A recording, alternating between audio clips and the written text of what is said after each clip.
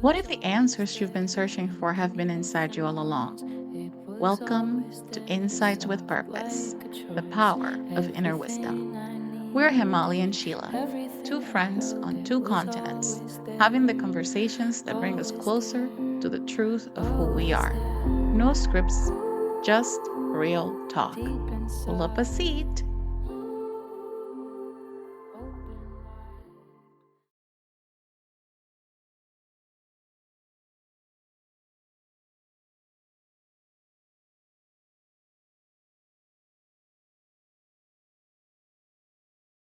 Today we are talking about death, grief, and what stays. We're joined by Francesca Arnoldy, who created the End of Life Doula program at the University of Vermont and has spent decades at this threshold. What she names here is the thing almost nobody in this work will say out loud, that you are not supposed to graduate past the feeling, that the mess is not a failure of your practice, that sitting in the murk is the practice.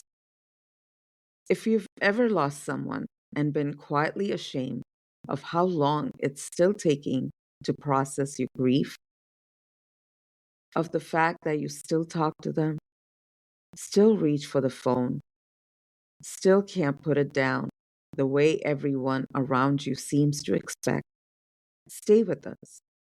By the end, you might stop trying to be done with your grief and start letting it sit with you. Pull up a seat. So, today we're going to talk about a tender, personal, and deeply unique, though universal topic, death. And to help us bring another perspective into this topic, we have invited someone who has made this a big part of her sacred work. A self described lifelong learner who loves getting to the core of that which unites us all and writes as a way of processing big complex topics such as this one. Let's welcome Francesca Lynn Arnoldy to Insight with Purpose. Thank you, Francesca, for being with us today. Thank you for Welcome. having me. Always lovely to share time and space with you, and lovely to now be connected with you, Sheila. Thank you so much, Francesca. It's so good to have you here with us to talk about this big topic and tell us a little bit more about who you are and the sacred work that you do and why you're here with us today. I've been working in the doula realm for quite a long time. Since 2009, I became a postpartum doula and a childbirth educator. And then a couple years after that, became a birth doula and practiced in that space for a handful of years, attending 60 to 70 births, and was really moved by what I was able to witness and support and continue to learn from each and every birth. And then we experienced a number of losses in our life, including our dog and my father-in-law, two of my grandfathers. And those losses happened in quick succession, so just in a matter of a couple of years. And I noticed myself during those times shifting into doula mode without really planning it. It just happened naturally. And so I was really drawn to learn more and to spend more time in that space. So I became a hospice volunteer.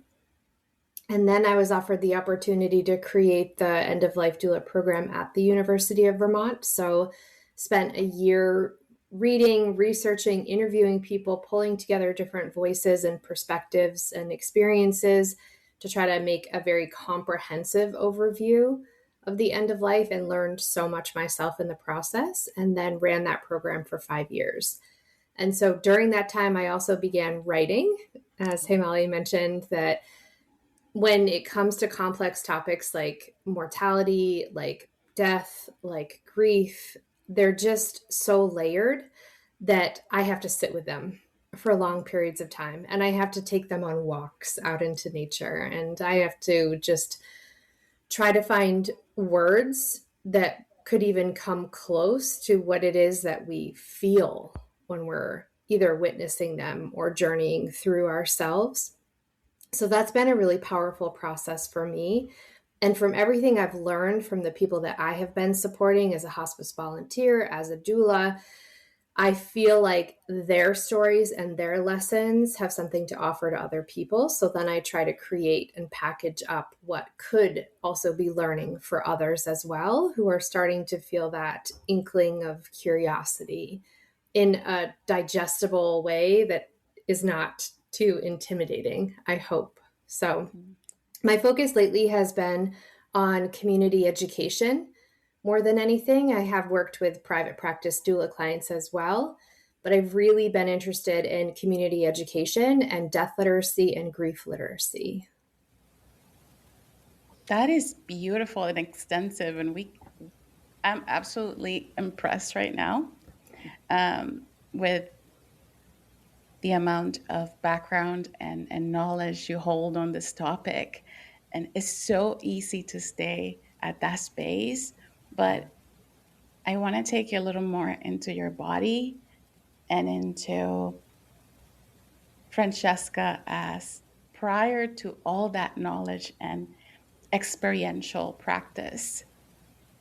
What was your relationship like with the topic of death? What did you feel? What was your idea of it? If you can fill us in a little bit, and then we'll touch up on all of our stories, right?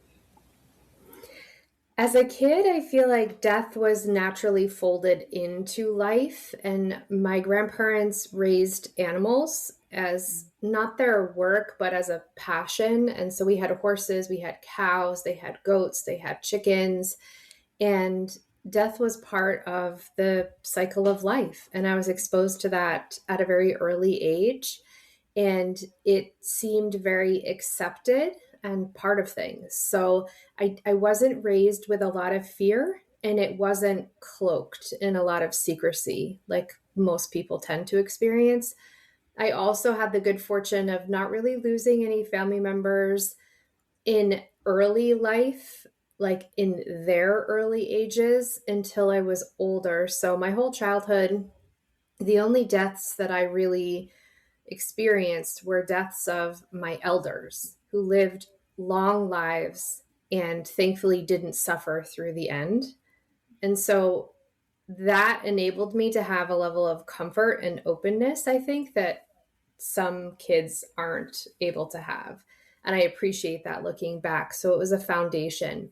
And I was able to have conversations with people. My picture book is in celebration of a conversation I had with my paternal grandmother when I just randomly asked her, "Are you going to die, Gram?" And she was in good health, and I had no reason to be worried about it at that moment. But I was a kid and had a question, and it just came out. And she caught my question with a lot of grace, and she kind of giggled. She kept it light, but she answered me with honesty. And I knew I had an opening if I had more questions there. So that evolved as I grew up, and then I began to experience losses that didn't sort of follow the natural order as much as we would like to anticipate people living long lives and not suffering at the end. There was more variety that was introduced into my lived experience, and that certainly has had an impact, and I think enables me to have more perspective of just the what ifs and how loss and grief can show up in very unique ways for people depending on the circumstances and their dynamic, and also how the death occurred and their own foundation or lack thereof of awareness. Yeah, beautiful. Thank you. What about you, Hemali? I'm wondering the same thing for you. And I think we've talked about in other episodes in terms of, I grew up in India, so that is also very natural. You see that all around you. Um, you have people bring the body home. And so you have the home funerals, so to speak, where they wash the body, they dress the body, depending on uh, who it is. And then they have the rituals they have priests come and everybody's there, including children that are close to the family, or if you are the family. And we talked about that out of body experience that I had possibly when I was 8 or 9 years old, where my uncle had passed away. And now that looking back in terms of when I had to decide, or the vision kept coming, the every meditation that I did to see if I needed to take the End of Life Doula course. It's like I was continuously reminded of some of the events that happened throughout my life and how close I was to that, um, the word death, or that work that I needed to do around there. So I was shown that even as 8 years old, I could picture exactly every little bit of detail around my uncle's death. This is my dad's oldest brother. Now, he was like a parent, so he was my grandfather. Um, and so watching that, I could feel the void because he was a patriarch, he was the eldest, and how that void created, what conflicts were surging up, what people were talking, different rooms, different settings. It's almost like my body was floating and I was observing everything from like a higher viewpoint, and just watching everything, how he was, um, like how the body was wrapped, what they do, um, in terms of, in Vedic culture, they believe to close all the openings. So, meaning both the toes are tied up, noses and ears, they all have cotton, eyes have to be closed, mouth also has something in it. So, it's like, so just observing that, observing rituals. So, that was my first experience. So, I don't think I had fear as much, but just that feeling of how everybody else was experiencing individually and collectively the death, and what that void creates, and how now there's a power struggle in the family, who's going to take up that space of that patriarch, and who's going to side with who. Like everything was so visual and so clear, um, like it was clearly shown to me. So that was my first experience with that. And then eventually it's like the showing of how, I've had so many dreams where I've connected, um, like a simple dream as where there's a day where we are able to meet with somebody who's passed away.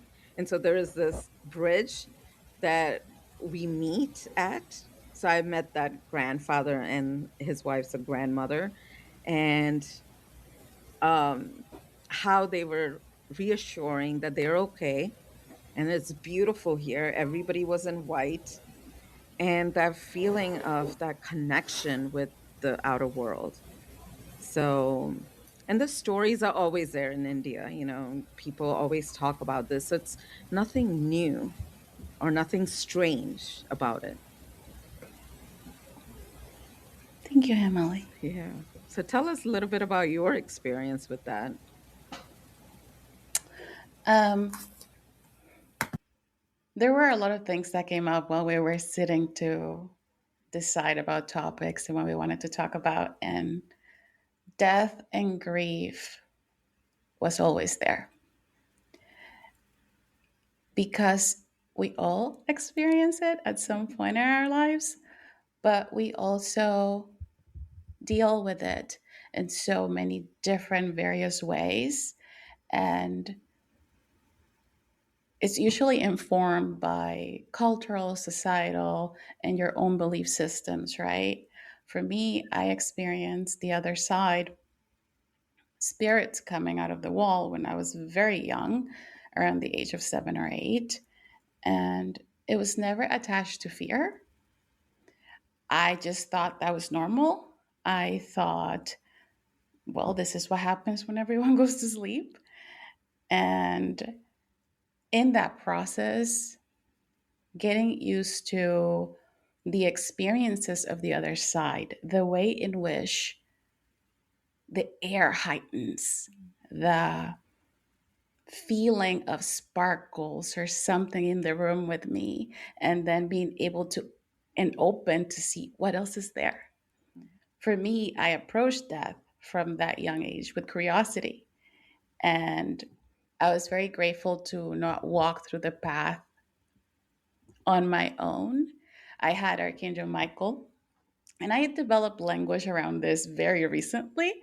So I had Archangel Michael teach me how to navigate, how to process, how to integrate. And for me, the difference was when I tried to touch the topic with the adults around me, it was, we don't talk about this. No, no, no, shush, shush. That's not of God. You have to let people rest. And that was the difference. I was approaching everything from, wow, this happens. There's people still here. And everyone else was terrified.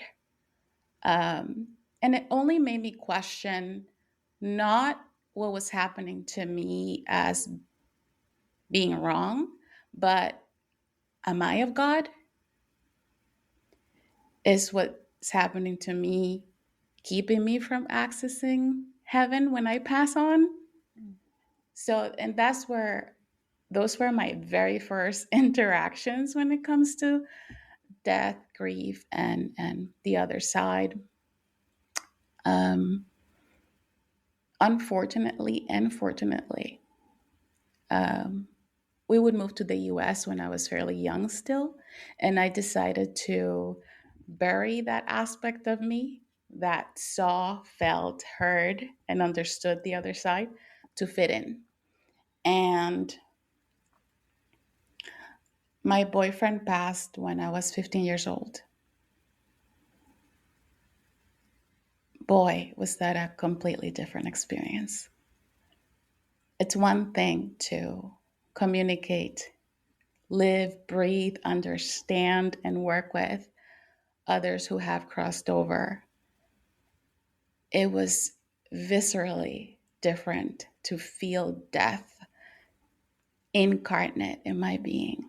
The absence of the person who saw me fully for the first time in my life was gone. And it completely changed how I would understand and navigate the other side. It gave me more of a personal connection. Um, and it also stripped me from wanting to hide because it completely plugged me back into I want to see him, I want to communicate. And that was 30 years ago last month. And still to this day, 30 years later, I can, in my flesh, recall the wound of that call. This is why this episode exists for me, to give voice to the tender feelings that arise, even for those of us who work in the threshold in any way, shape, or form. And thank you for being here with us, Francesca, and thank you, Hemali, for keeping this episode here. Um, but yeah, this is where that comes from for me. So we talked about the threshold. Can we really talk about, Francesca, one of your experiences that you had shared with us, um, that out of body or near death experience that you have experienced, and that description of the threshold. Can you share a little bit about that with us? Yeah, sure. I feel like it was a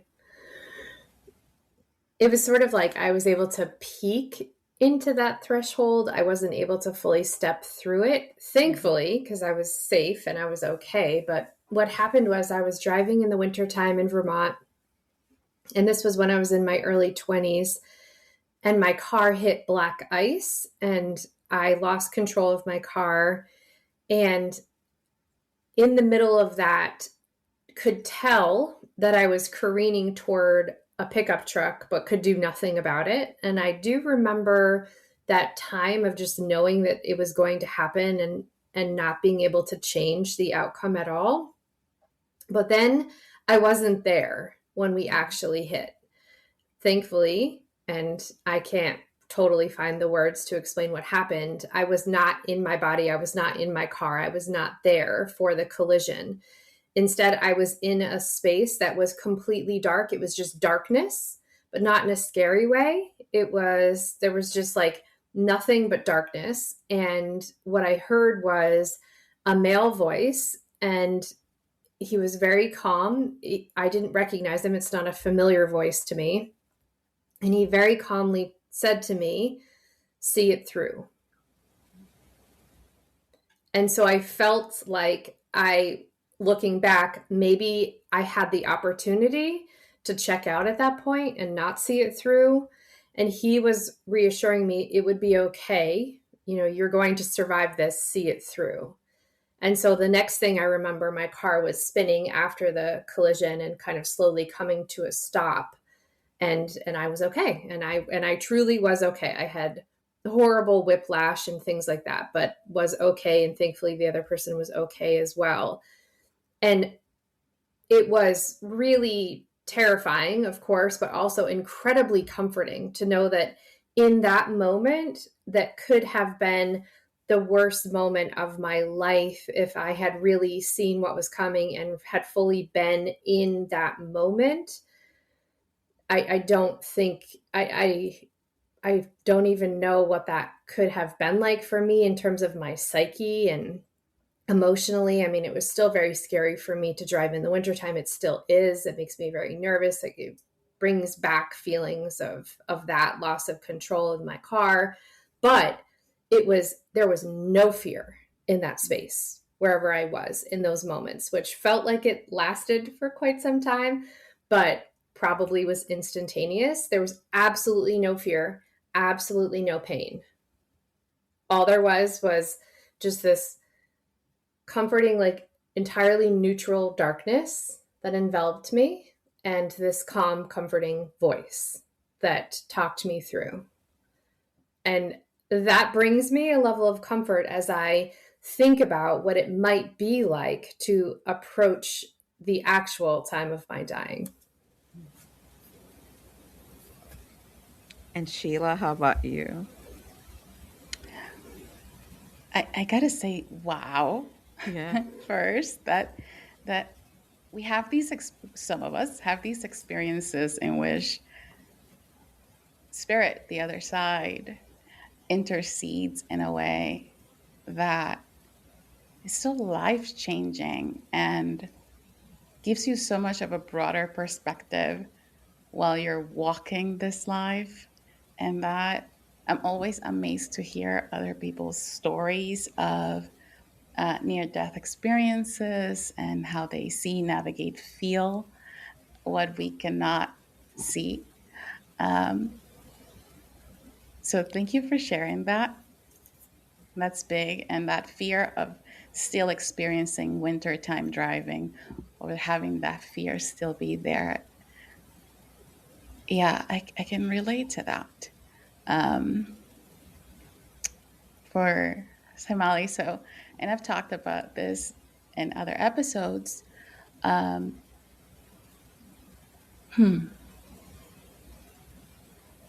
Okay. I this happens a lot, and I get something that needs to come through, and you oftentimes don't want to share.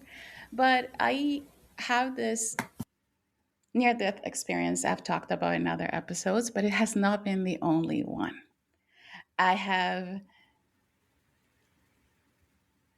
angels that work overtime, I guess. And the one I often touch on is 2020. And I got COVID. I had COVID for 45 days. And I ended up going into the hospital,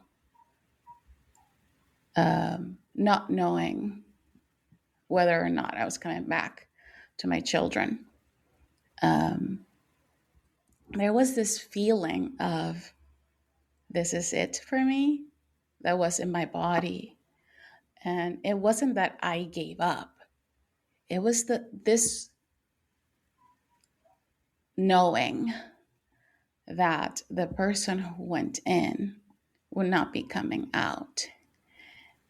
I remember everything kind of like a movie in slow motion. The lighting is different in my memories. And there are also a lot of gaps in my memories. We will later find out that this is because of COVID. But I went in very disoriented. I had a high fever, could barely breathe. And at some point in the flashbacks that come up, I am in this black void where there is nothing, but there's everything. I'm not in fear.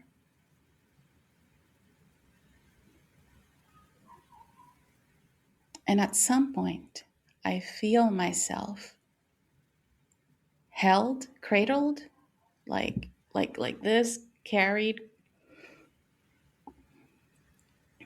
And who is carrying me is walking. I feel the movement of the body.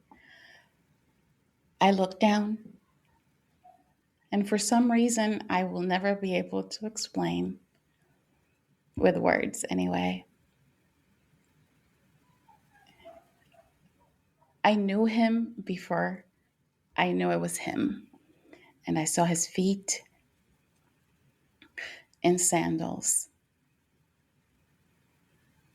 I saw the sand. And that threshold of where the water meets that sand. And before I was let down, he said to me, "You have to go back now. You're not done yet. You still have a lot of work to do." My eyelids flutter back into the picture window in my hospital room. And before I could land back in the body, I heard or remembered or something the last lines of a poem called Footprints in the Sand rushed into my head. It was then that I carried you. My eyes come open and I am seeing blue and pink and tints of purple.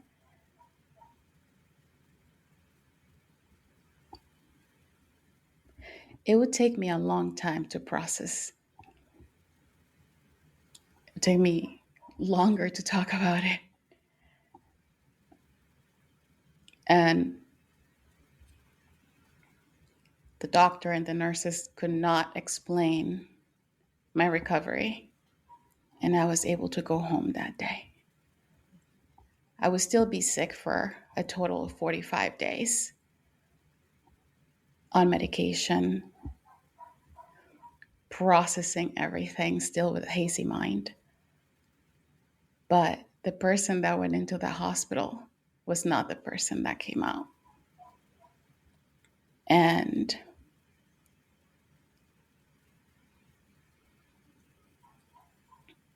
I will never be able to put into concrete words or words that could clearly transmit what I felt and what came through with me that day. But it fully changed everything for me.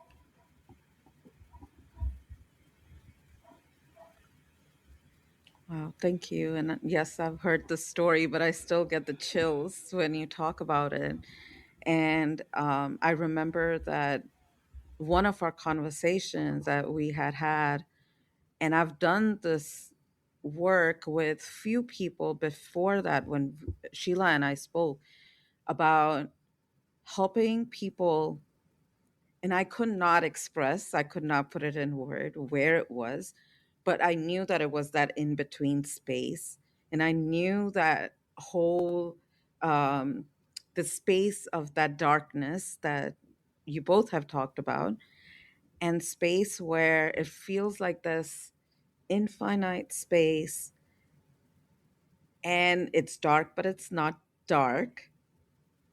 And this feeling of that peace and calm, this feeling of, and I would have conversations with people either that, some family member would send their name and their picture, they're in ICU, are not able to converse, or tell anyone what's going on, or I've done that with few people that don't want to speak about it. So it's almost, I knew that I was doing more so of soul to soul conversation where I see this space. It's like a hole where they're sitting with their feet dangling out there and we're having this conversation in terms of what's going on with them. What are they waiting for? Or how are they feeling right now? Are they waiting? Are they going to cross over? Or are they going to go back into their body? Because there were some clients that they were younger, um, with new family, very little kids, and family wants to know what's going on with them. And so these in-depth conversation with these souls, and I didn't know how to express it. And to the point, I know that I was able to help, even if they crossed over, I was only able to help this soul up to certain point, like where there is light, like just to the point before the steps. And after speaking with Sheila and few other people that help with that spirit, help the spirit cross over or go to their next phase, wherever it may be, to realize that, okay, I wasn't just making that space up, that it did exist. And it really felt um, sort of like confirmation, also feeling of, okay, so this space does exist. It's not just me. And also to know that where my limit is in terms of where am I able to work up to, and I honor that I can only go up to here. I can only take you up to here, and it's okay. Then I call in the higher beings to um, whatever the soul or wherever the soul needs to go. That's where the higher beings will take them. But knowing that some people can take them up to certain steps, and then, or some people I've spoke with that they can take them beyond that. And so I appreciate that conversation. And I think that if I would not have opened up and talked about it, and because there was a space and people understood what I was talking about, it makes it so much easier to um, just put words to what we are feeling, what we are doing. And also, like Francesca and I, when we met at her retreat she had hosted, when we were speaking about the space, someone else was there and she's like, "Ooh, that's what it is." and that she had already been there or had experienced that space, but never knew that something like that existed. So I'm really glad that we are speaking about this today. So, Francesca, so the work that you've been doing in terms of with um, the death and dying and just helping them, was your accident recent experience, and did that kind of bring about more light into what people experience or may experience at that time? My accident was over 20 years ago. So it was a long time ago.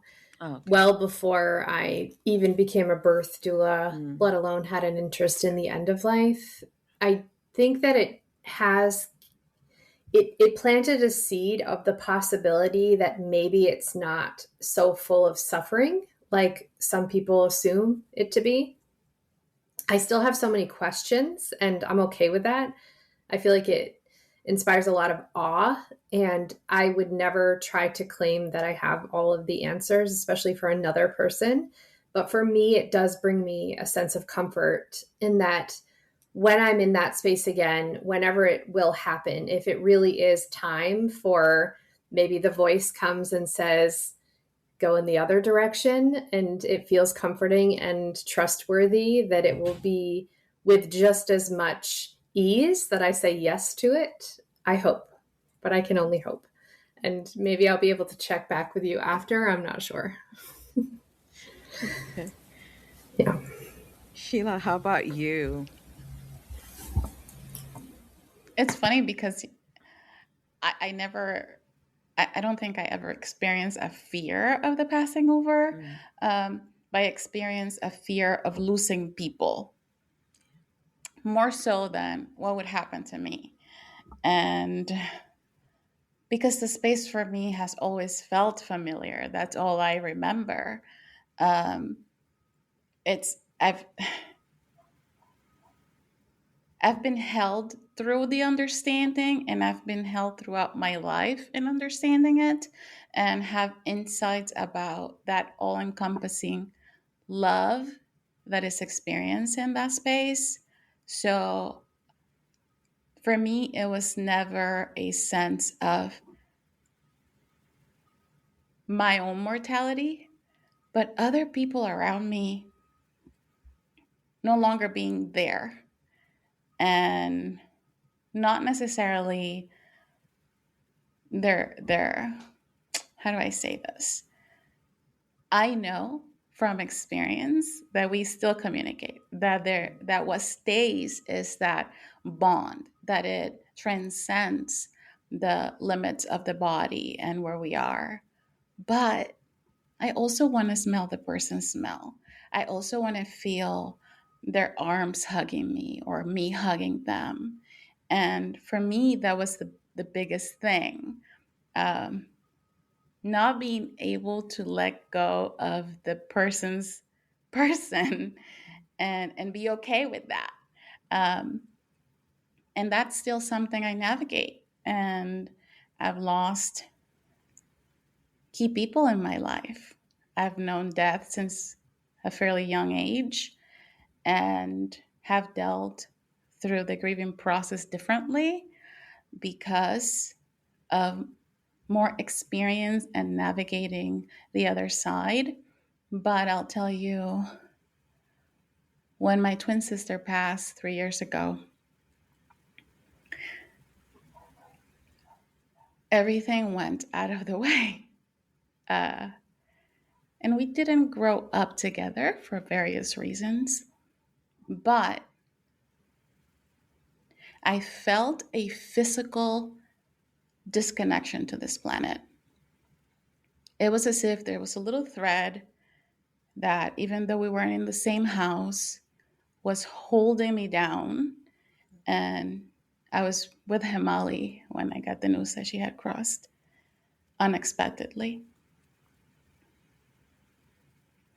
And I didn't have that thread anymore. And people or I haven't heard many people describe a twin bond being separated by death. But all of my experience, all of my previous understanding, all of the guidance and being held from the other side, I just wanted her. I wanted one more moment to be able to hold her and smell her and touch her. And I think it may be a universal thing. We always want a little bit longer. Um, what the process of working with the other side has taught me, though, is that once we live the experience and cry our tears and yell our anger and process the real deep emotions that come through with grief, we can reconnect with those who have crossed over. Um, and even to a point, expand the relationship we had in person. And that is what has happened with me and her.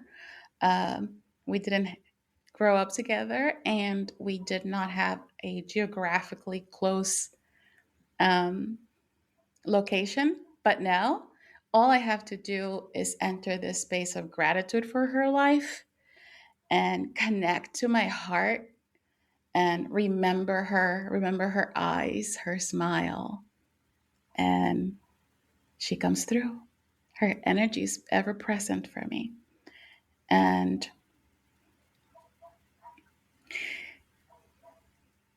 I understand death as a transition into something else rather than an ending now. I will I still experience it as I want one more day, but I don't stay in that as long as I have before, because I understand how to reconnect with that essence and still feel that closeness, not embodied, but of spirit and presence. So I think that's a lot of what's missing in this work, and where I feel myself gravitating to is speaking of the fact that we may all experience levels of fear when it comes to this, but those of us who can, should share more often the other side of that coin, that there's a connection beyond this body, and death is part of us. Yeah, I agree. And I think that is the hardest part, right? Being like what happens to the people that are left behind. And the people that are left behind, that is the hardest part for them. And I think I have the same fear of losing the loved ones, my children, husband, any family member. And but the experience when you are in that grief, especially like when I experienced when my dad passed away, in terms of that that questioning, that deep questioning, or any one of us that we attend funerals, right? Of friends or colleagues or anyone, we go there, we're standing there. It reminds us of our mortality, of being in this body, in that this space. And we start maybe questioning, what is life? And or we, at that moment while we are in the funeral home or experiencing that with the family, if we are just a friend or colleague or someone, that, oh, I'm going to do better now. I'm going to make sure I reach out to my loved ones. I'm going to live better. But then how long does that last? It may be for a day or two or a week. But after that, you forget, you get back into the busy life. But the people that are experiencing, in terms of It also depends on how much you loved that person, that grief,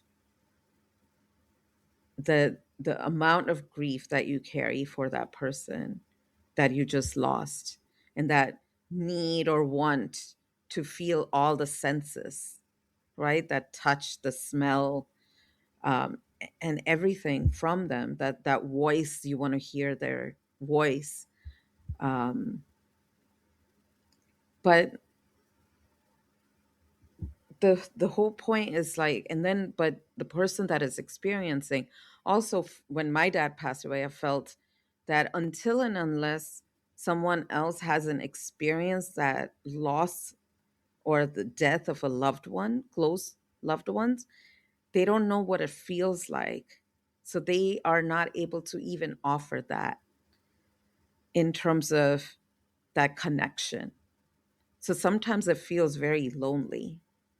And that's when the whole process of, you know, that awakeness, right? We say the veil is very thin when your near and dear has passed away, where you experience everything. It's that moment of awakening, if you take it further. But that also knowing that how disconnected this world is, and seeing and experiencing how certain people, you're not able to connect with them. You may have thought of them as a very good friend or a family member, but or like at this moment you can see the performance from them and not the true authentic self of them. So all that is like the insomnia, the feeling of that hopelessness, or what is the meaning of life itself. And those are some of the things that I feel that I went through, I experienced, and just kind of questioning. And I know, Francesca, you've had even recently you've lost your dad, sorry. And how, because you've been doing this work, did it make it easier, or in terms of grieving, or in terms of just handling everything around that? What was your experience around that? Well, my dad had dementia for a number Okay. of years, but he wasn't end stage. So it actually felt pretty surprising when Mm. he began to actively die. And otherwise, he had been in pretty good health, other than, his brain. So it was shocking. And I think because of that, because it wasn't maybe months of a terminal level condition where we had a little bit of time to anticipate that goodbye, it felt like afterward, it still actually feels pretty surreal. And I still have moments that I catch myself just picturing him doing what he would have been doing. And then like having to remind myself that he's no longer here. But what I think my work affords me is that I just say, of course, that's really natural. Of course, that's happening. And that's going to continue to happen. And your brain's trying to process this, and you're trying to work through it, and you're trying to come to terms with what actually happened. So I do a lot of allowing, and I try to be really gentle with myself, just as I would be with other people. The practice of impermanence is really helpful in our life, because then we don't jump to this assumption that everything's going to last forever. And yet the reality, when that actually springs into your life in unexpected ways, is still difficult. And so I think there's a lot of value in thinking about our own mortality, processing our losses, big and small, and recognizing that that doesn't mean that we're not going to feel it when it does happen. And that my approach is to really try to offer to myself what I would offer to other people. Because I think, and I've even heard from people in our community in death care, that they feel like they need to make sure they have zero fear of death, even when it comes to their own or other people, and that they have to have this pure acceptance that this is what it's what it is. It's what's going to happen. I know it's what it is. I know it's what's going to happen. And so they are sort of like graduated beyond feeling anything through it. And that's not it at all. We're meant to feel our way through these experiences, and they're meant to be complex and layered and personal and universal. And they're meant to rock our world and our beliefs and our foundations. Like, I really believe that there is a reason that all of this is happening. And so I try to lean into, like, what is this asking of me? And what is this offering to me in the thick of it? And I think that it evolves. And I also really try to allow myself the opportunity to not, like, when we think about making meaning or making sense of something, I think sometimes we jump to the conclusion that we have to be able to tie it up in this neat bow, maybe this sort of like one profound conclusion. And I don't think that's it either. There's so much, and it shifts, it's fluid, it's in flux, and that's it. Like, that, the mess of it is actually what it is and what it's meant to be. So when I'm thinking about the meaning of my dad's life, the trickier parts of our relationship, the memories that I hold with heaviness, I let that all come to the surface alongside the love I still do hold for him. And also things like the pity I hold for him, because he didn't get to live his life in this full, vibrant way. He was really weighed down by a lot of things that I will never fully understand, because it was his and not mine, and because I have limited access to it. And I still feel, just like with, you know, humanity in general, this like tenderness toward him and his existence and his end and whatever it is that he's doing in the process of leaving this world behind. And then our evolving relationship, which will continue as my perspective continues to take shape and change shape, that I carry him with me. I hold that. And I know he had such a profound influence and impact on me as a person. And that will never change, even though he's not here anymore.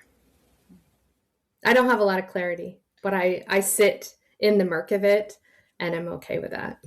Well, thank you for that.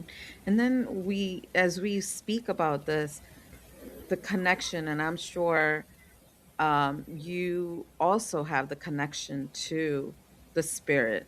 Like, how are signs and how do people recognize that they are speaking to their loved ones beyond the space, that they are able to connect with them?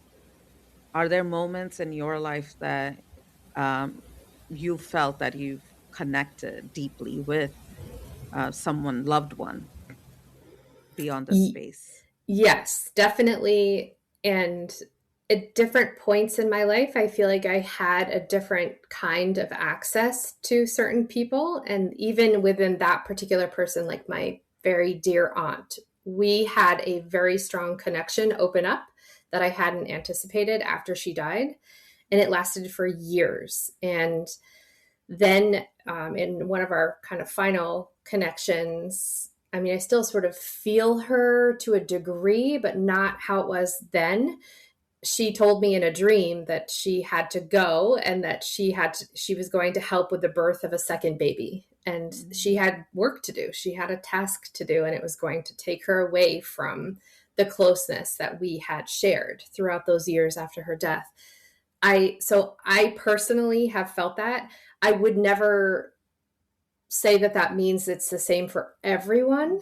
I feel very blessed that I've been shown that and that I've experienced it myself. And it means a lot to me, but what it means to me is very different from what it could mean to other people. So I hope that people could see the possibility of connection. But I also think that whether that fits within their belief system or not, I was just speaking to a friend recently who also lost her father a number of years ago. And she was speaking to it not from a place of like so much clear channels of communication back and forth with her father, but just this feeling of connection in other ways, whether it's signs, but also just that she talks to him a lot. She speaks to him and she feels that sense of connection. So it really doesn't have to be any sort of specific way of communicating with them and receiving that communication back. I like to meet people where they are. So if that's not where they are in terms of their spirituality or their religious beliefs, that's totally fine. But there still could be other ways that they can feel connected. There was a person I worked with, she came to one of my retreats, and she was speaking about the loss of her husband. And the way that she still felt connected to him was more so through ritual. And at the end of the day, to say goodnight, he would usually be in his office writing something or working on something, and she went to bed before he did. So she would go give him a hug while he was at his desk.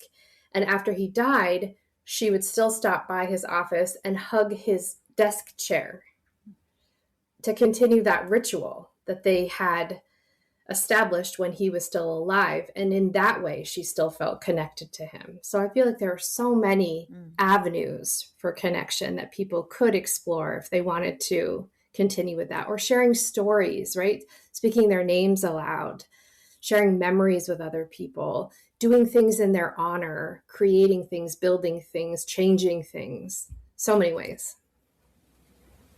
Thank you. Appreciate that. And Sheila and I have shared many signs and things, that different ways that we get connected to our loved ones. Sheila, would you like to share anything, or? I just want to say I appreciate so much that you call that out loud, Francesca, of your process of staying in that murky, right? Because, and we talk a lot about this on the podcast, there are so many paths to get to that personal experience of whatever, you name it, death, grief, continued communication, spirituality, religion. Everything has that ability to be personalized, is what works for you. And and staying in that murkiness, within the questions that come up, within the feelings that come up, is so important. Even for me, I've had the blessed experience of feeling, understanding, hearing, and connecting to the other side from a really young age. Um, that is how I process, and not just grief and death, but everything, because we were giving these bodies that guide us so beautifully. And a lot of times there's a desire to speed things up for people and get back to the 9 to 5. And it's been this many days, and then grief should be done by now. But just as I was saying earlier, it's been 30 years since Ramon passed. I still remember, I still feel, I still honor, I still connect. And the way in which that happens is personal to me. But a lot of times what happens in circles is that we feel as though we cannot say how our way works for us. And this podcast is here to explore different ways in which we navigate, surf through death, grief, communication, the things that stay, the things that we cannot name to other people but are very personal to us. And so I really appreciate you bringing that up, because it's a very important to understand that just as uniquely as the three of us are, we're all very uniquely oriented, very unique experiencers of death, grief, and the processes that happen. And this is an opening into going with yourself, sit with your murky, feel the feelings that come up, explore the questions that come up for yourself. All is valid. That's what we're saying. We're all going to get there at some point, some way, somehow. The way in which we do And how we navigate through it while we're here in this body is different for all of us. And that's okay. It doesn't have to match anybody else's experience. And that's the same when we explore communication after someone crosses over. It's very personal. Explore what that is for you. Tune into your heart, your body, the level of familiarity that you have with a person. No one can give you that. No medium can give you that. No other person can give you that. You give that to yourself. Sit with it, explore it, and then reach out, and then breathe in, and then connect. So I deeply appreciate the fact that we have had time with you today and that we have touched on aspects of what the journey is and how it was for us and how we've come to understand it and continue on. And I don't want to leave without asking you, through the years, through the many experiences you have had, you've developed this sacred way of sharing in the threshold work. What makes this what you do, what you dedicate part of your life to? What is that for Francesca? And what is your hope that others can understand from the work that you do? There's such a strong draw for me to be with people in these moments where when everything else feels like it fades away into the background, everything else that sounds so loud in our noisy, busy day-to-day lives, it's all quieted.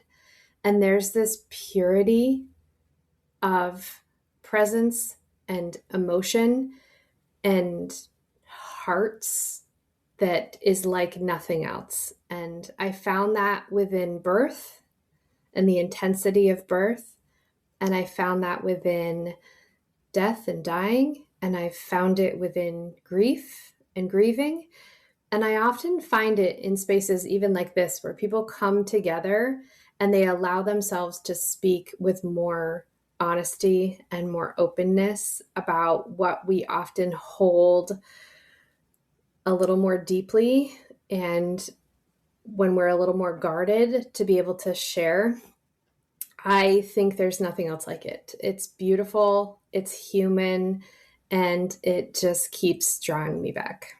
And I feel like if people could recognize some of the fear that they might hold to step into these spaces, whether it's their own experience or the experience of other people, their neighbors, their loved ones, their friends, if they could hear that fear, acknowledge that it's really natural, and still show up with love in their heart, with openness, and without feeling like they're taking on the responsibility of someone else's life, we could find the courage to show up for each other. And then we wouldn't feel so alone as we're navigating times that are challenging and intense.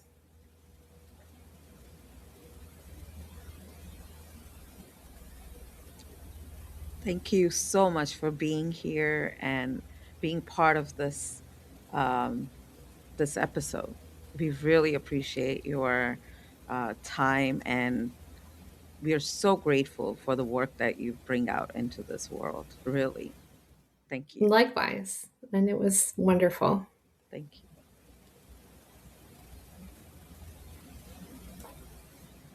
My gosh, Hemali, what an amazing episode that was with Francesca sitting with us and bringing in her beautiful perspective into this work and her stories.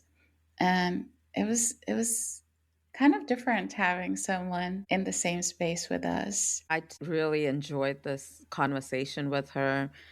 As I said earlier, she has been a mentor to me, a friend, a guide. And so bringing her on this episode, really appreciate. her knowledge and her wisdom on the perspective of death and grief and everything around it. Absolutely. And as we finished up and wrapped up, we realized we could have just continued to talk about it and continue to delve into the many other areas and what it means to us individually and what we have come to learn through our various journeys, right? Through the various lenses which we explore and go through life. And this is what I loved about this episode. It's just added a little insight from someone else who has had such a beautiful, lengthy journey and process and has been able to educate so many people and help so many people in her sacred work. Thank you so much all for being here with us. We hope that you navigate this episode with us and remember to sit with yourself and be in the murky, be in the question, explore what it is that comes up for you when death and grief and that which stays comes up. If there's one thing to sit with from today, no one graduates past the feeling of grief. Not the death doula who has sat with the dying, not the woman who has been carried across the threshold herself and been sent back, not the one who has been speaking to the other side since she was 7 years old. We are meant to feel our way through these experiences. They are meant to rock our foundations. So, if you're still in it, still reaching, still talking to someone who isn't here, you're not alone. You're not behind. And you're not doing grief all wrong. You're doing exactly what a human being does when love outlives a body. Feeling.